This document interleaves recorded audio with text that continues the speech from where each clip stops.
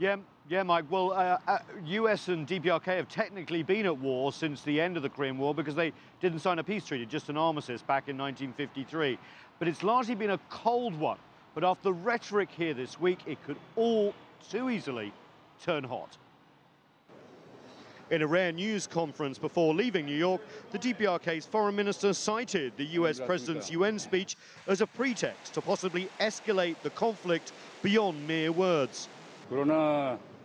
Last weekend, Trump claimed that our leadership would not be around much longer, and hence, at last, declared war on us.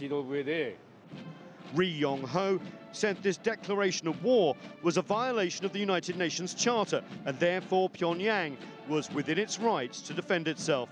Since the United States declared war on us, we will have every right to take countermeasures, including the right to shoot down American strategic bombers, even when they are not inside the airspace of our country.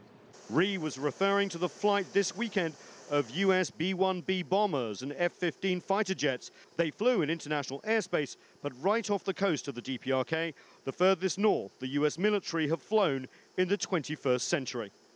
The White House responded, saying Trump did not declare war and diplomacy is not yet exhausted. We've not declared war on North Korea, and frankly, the suggestion of that is absurd. Our goal is still the same. We continue to seek the peaceful denuclearization of the Korean Peninsula. That's our focus, doing that through both the most maximum economic and diplomatic pressures as possible at this point.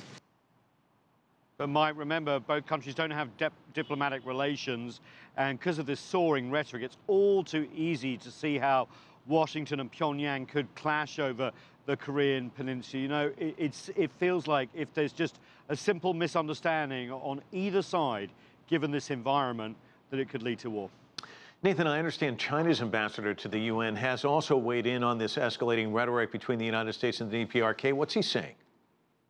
Yeah, Liu Yi, who is the UN ambassador here for Beijing, talked to the Reuters news agency and basically calling the rhetoric of the last week horrendous, basically saying, and I'm going to quote him here, "We want things to calm down. It's getting too dangerous and it's in nobody's interest. We certainly hope that the United States and North Korea will see that there is no other way than negotiations to solve the nuclear issue on the Korean Peninsula. The alternative is a disaster." But as you know, Pyongyang and Washington, the rhetoric has come up.